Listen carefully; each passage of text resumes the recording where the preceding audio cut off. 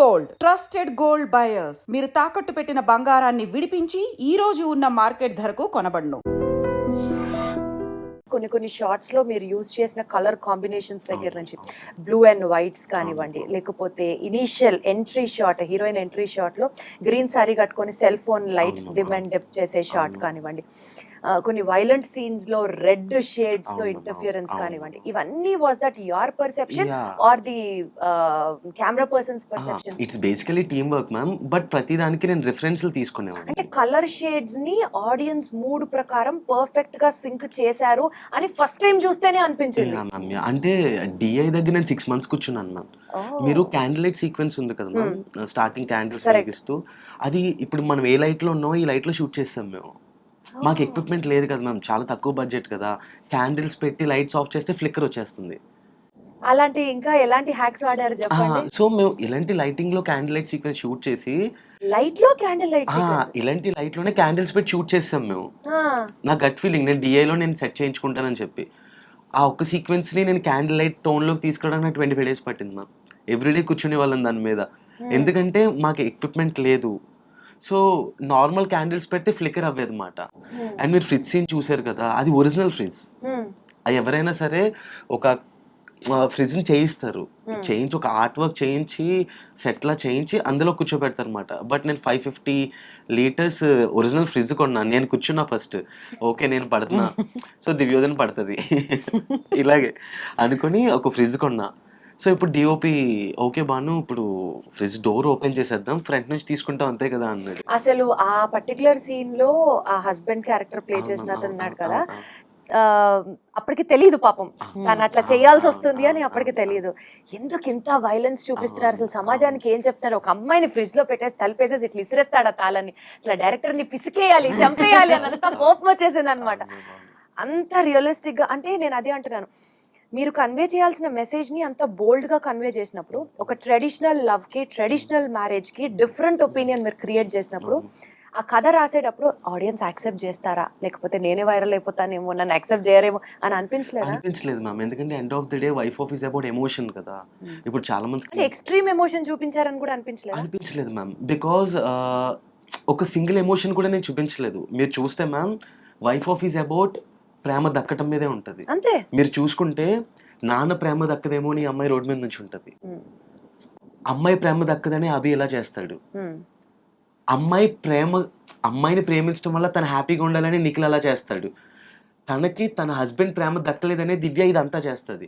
So single point ma'am, ఒక్క line తో cinema అంతా లాగి ఎంత బాగా వీవ్ చేశారు. సింగిల్ పాయింట్, ఇట్స్ అబౌట్ ప్రేమ దక్కటం మీద. ప్రేమ దక్కటం మీదే నడుస్తుంది, వేరే ఎక్కడ డైవర్షన్స్ ఉండవు. అండ్ అవని అనే character, she a middle class woman ma'am. చెప్పాలంటే బిలో మిడిల్ క్లాస్ అమ్మాయి తను.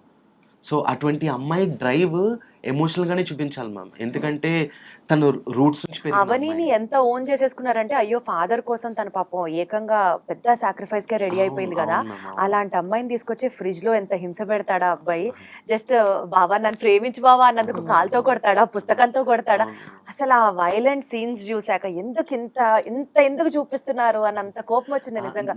అవి ఏమైనా రియల్ లైఫ్ ఇన్ఫ్లుయెన్సా, లేకపోతే ఏం లేదు మ్యామ్, ఏం లేదు, జస్ట్ క్రియేటివ్ థాట్ మ్యామ్. అంటే బేసిక్గా నేను అమ్మతో, చెల్లితో, అమ్మమ్మతో, వీళ్ళతో ఎక్కువ ఉన్నాను మ్యామ్. నా బీటెక్ 4 years డే స్కాలర్ కింద చిన్నప్పటి నుంచి బయట ఉండి వీళ్ళతో ఉండిపోయాను అనమాట. వాళ్ళ ఇన్ఫ్లుయెన్స్ ఎక్కువ ఉంటుంది ma'am. As a single parent child అమ్మ ఇన్ఫ్లుయెన్స్ నాకు ఎక్కువ ఉంటుంది. నేను ఉమెన్ ఎమోషన్నే ఎక్కువ రాస్తాను. రేపు నేను తీబోయే ఫస్ట్ థియేటర్ ఫిలింలో కూడా it's based on a character, ఒక ఉమెన్ క్యారెక్టర్ మీద రాస్తాను అనమాట. ఆ ఉమెన్ని నేను వదిన అంటానికి రీజన్ కూడా అదే మ్యామ్. నేను వేరే పర్స్పెక్టివ్లో చూడలేను. వాళ్ళ ముగ్గురితో ఉండటం, వదిన అంటే అందరూ అడుగుతారు, దివ్యాని వదిన ఎందుకు, ఇన్స్టాగ్రామ్ లో పెట్టిన వదిన ఎందుకు అంటావు, ఎందుకు పిలుస్తున్నారు ఏమో మ్యామ్. నాకు తన్ని మా ఒక వదినలా ఉంటావు నువ్వు అని వదిన ఎన్నిసార్లు చెప్పావు, వదిన వద్దు అట్లీస్ట్ అక్క, లేకపోతే దివ్య, కాల్ మీ దివ్య. మా వదినలు ఉంటారు కదా, సో నాకు వాళ్ళతో ఉన్నట్టే అనిపిస్తుంది తింతో. సో నేను వదిన సెట్ లో కూడా కొన్నిసార్లు వదిన కట్, వదిన యాక్షన్, వదిన ఎమోషన్ అనేవాడిని. సెట్ అంతా నవ్వేవారు, ఏంట్రా వదిన అంటాడు అని. సో డైరెక్టర్ ఎక్కడ హీరోయిన్ బాధ పెట్టలేదు, వదిన అనే పిలుస్తారు, చాలా రెస్పెక్ట్ తోనే ఉన్నారు. సో అదంతా కేవలం సినిమా లిబర్టీ కోసమే అన్నట్టు. ఈ సినిమాలో ఏదైనా హిడెన్ మెసేజెస్ ఆడియన్స్ కి తెలియని పాయింట్, ఒక ట్రిక్ లాంటిది ఇందాక మీరు చెప్పినట్లు క్యాండిల్ సీక్వెన్స్ చేసినట్లుగా అలా ఇంకా తెలియని హిడెన్ థింగ్స్ ఏమైనా ఉన్నాయా? ఇప్పుడు మీరు చెప్తే ఓ అమ్మా ఈ సీన్ ఇట్లా చేశారా, ఇట్లా చేశాడా అని అనుకునేవంత. అంటే కొన్ని హిడెన్ థింగ్స్ ఉన్నాయి మ్యామ్. అంటే బేసిక్గా నేను 3 చాప్టర్స్ కింద పెట్టాను కదా. సో ఫస్ట్ చాప్టర్ వచ్చి బ్రహ్మచర్యం. Correct. సో తను బ్రహ్మచారి కింద, అంటే తను మ్యారేజ్కి ముందున్న లైఫ్ని చూపించన్నమాట. సేమ్ అలానే దాంపత్యం, మ్యారీడ్ లైఫ్, వానప్రస్థం, final stage of her life అనేది మాట. ఈ మీనింగ్ చాలా మంది తెలియట్లేదు. అవి ఏంటని నన్ను అడుగుతున్నారు, తెలుగు తెలియట్లేదు జనాలకి అంటే చాలా మీ అంత మందికి. క్రియేటివ్ గా జనాలు ఆలోచించలేరు కదా. అదే మ్యామ్. బ్రహ్మచర్యం అని చెప్పి రోడ్డు మీద నుంచొని డిమాండ్ టిప్పు కొడుతూ ఉంటే దాన్ని బ్రహ్మచర్యంగా ఎలాగా అసోసియేట్ చేస్తారు చెప్పండి. అండ్ ఫ్రిడ్జ్ సీక్వెన్స్ లో మేము ఫ్రిడ్జ్ ని కట్ చేసి షూట్ చేసాం మ్యామ్. అంటే ఫ్రిడ్జ్ ఉంటది కదా, అన్ని వైపులా కట్ చేసి ఫస్ట్ ఈ బ్లాక్ కావాలన్నప్పుడు ఈ హోల్ నుంచి షూట్ చేసేవాళ్ళం. తర్వాత ఈ హోల్ క్లోజ్ చేసి వెనకాల హోల్ నుంచి అలా మల్టిపుల్ హోల్స్ తో కింద డ్రై ఐస్ పెట్టి సాంబ్రాన్ పెట్టి ఒకటైతే బాగుంటది, ఇటు నుంచి డ్రై చేసి వెళ్ళేది, ఇటు నుంచి సాంబ్రాన్ సాంబ్రాన్ వచ్చేది. అవి ఏంటంటే ఒకేలా వచ్చేవి కాదు, ఇలా ఇలా తిరుగుతూ ఉండేవి. ఆ వచ్చే వరకు వెయిట్ చేసి మళ్ళీ మధ్య మధ్యలో మేకప్ చేంజెస్ అన్నమాట. టైం పెరుగుతున్న కొద్దీ ఫేస్ చేంజ్ అవుతుంది కదా ఐస్ కి. సో ఆ మేకప్ చేంజెస్ అన్నిసార్లు లేచి అందులో కూర్చొని ఇలా ఇరుక్కొని.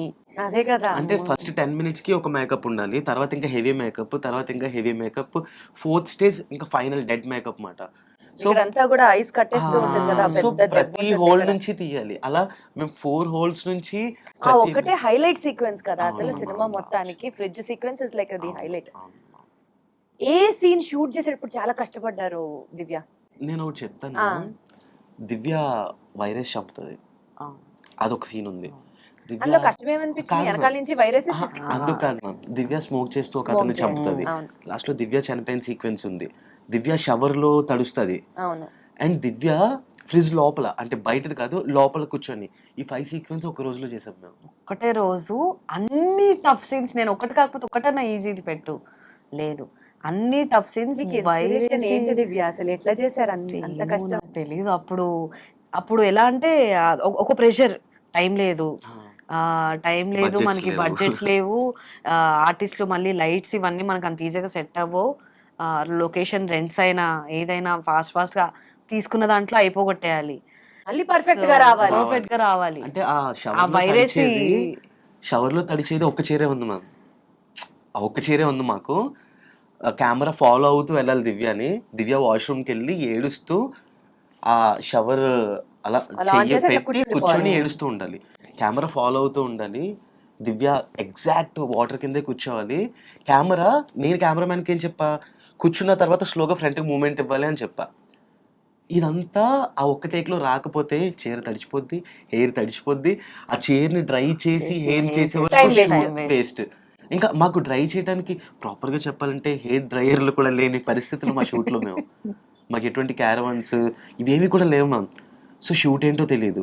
సో దివ్య నేను కూర్చొని ఆల్మోస్ట్ చాలా పర్సనల్ థింగ్స్, మా ఫాదర్ అప్పుడు నా ఎమోషన్ని, తన ఫ్రెండ్ ఒక అబ్బాయి ఉండరు, ఆయన చనిపోయారు, అది దిశ కేసు లాంటి ఇష్యూస్, ఇవన్నీ మేము చాలా ఒక హాఫ్ అన్ అవర్ డిస్కస్ చేసుకుని లిటరల్లీ ఇద్దరం ఏడ్చి, నేను ఏడుస్తున్నా, మా ఫాదర్ లేకపోతే నేను ఎలా ఉన్నాను ఫస్ట్ 1-2 years అని, తను ఏడుస్తుంది తన ఎక్స్పీరియన్స్ తనని ఆ సీన్ లోకి తీసుకెళ్ళడం తీసుకురావడానికి. కోసం ఇద్దరు ఎమోషనల్ అవ్వి. అప్పుడు బాను నేను చేస్తానంది, కెమెరామ్యాన్కి చెప్పా అవుట్ ఫోకస్ అయినా పర్లేదు, ఎడిట్లో మేనేజ్ చేసుకుంటా, కొట్టే అన్న సింగిల్ షాట్ లో చేస్తున్నాం. అసలు ఇది రివెంజ్ థ్రిల్లర్ లా లేదు. నాకు మీరు చెప్తుంటే ఆ scene by scene heart rate పెరిగిపోతుంది. తొందర చెప్పండి నెక్స్ట్ ఏమవుతుంది, ఒక్కసారిలో చేశారా చేయలేదా? సింగిల్ టేక్ అయిపోయిన తర్వాత ఓకే ఇది అయిపోయింది, ఇంక అప్పటికే ఆల్రెడీ స్ట్రెయిన్ అయిపోతాం కదా బాగా. వైరస్ లాగేది ఏంటంటే నాకు అరవడం రావట్లేదు, గట్టిగా అరుస్తుంటే కళ్ళు తిరుగుతున్నాయి. ఆ రోజు నాకు ఒక 10 ORS తెచ్చి పెట్టారు అక్కడ.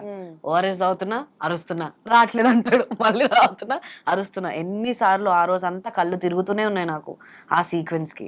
బట్ నేను 12 days లో షూట్ చేశానంటే తినవల్ల మ్యామ్. తిను అన్ని సింగిల్ టేక్ ఇచ్చేది నాకు. ఇంత అంటే తిను జనాలు ఒక ఇన్ఫ్లుయెన్సర్లో చూస్తారు, ఒక యూట్యూబర్లో చూస్తారు, కానీ ప్రొఫెషనల్ ఆర్టిస్ట్లో చూడలేదు కదా. ఆర్టిస్టులు అభినవ్ మణికంఠ, తను చాలా ఫిలిమ్స్లో చైల్డ్ ఆర్టిస్ట్ కింద చేశాడు. సో తన క్యారెక్టర్ ఆర్క్ చాలా బాగుంటది. అందరూ నాకు తన ట్విస్ట్ కోసమే ఎక్సైట్ అవుతున్నారు. ఎగ్జాక్ట్లీ, అసలు నేనైతే పొరపాటును కూడా ఊహించలా.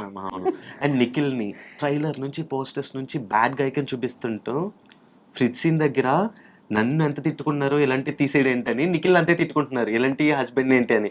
కొంతమంది అమ్మాయిలు అయితే నాకు ఫ్రిడ్జ్ సీక్వెన్స్ చూసినప్పుడు పెళ్లి చేసుకోవాలంటే ఫ్యూచర్ లో భయం వేసింది. వేస్తుంది. బట్ లాస్ట్ కి నువ్వు ఎంత సినిమా తీసినా ఇంత వైలెంట్ గా జనాలకు లేని ఆలోచనలు కూడా తీస్తారు. అసలు డైరెక్టర్ కి ఎంత ధైర్యం అని అనుకున్న వాళ్ళలో నేను ఉన్నాను. అవునా ma'am? చూస్తే అసలు అలా ఉండడు కదా. అవునండి, అవునా అని చెప్పండి. ఇది ఒరిజినల్ క్యారెక్టర్. రాసేవన్నీ ఎక్కడి నుంచి వస్తాయో తెలియదు థాట్స్ మరి. అదే కదా. కానీ ఇప్పుడు మీతో మాట్లాడుతుంటే మీరు పడ్డ కష్టం దగ్గర నుంచి మీరు ఎంత క్రియేటివ్ గా ఆలోచించారో, ఎంత పర్ఫెక్షన్ కోసం ఎక్స్పెక్ట్ చేశారో, తక్కువ బడ్జెట్స్ లో ఉన్న ఫెసిలిటీస్ సరిగ్గా లేకపోయినా ఎంత కష్టపడి చేశారో మీరు చెప్తుంటే నేను చూసి ఎంజాయ్ చేసిన దానికన్నా అద్భుతంగా ఇంకా బాగుంది.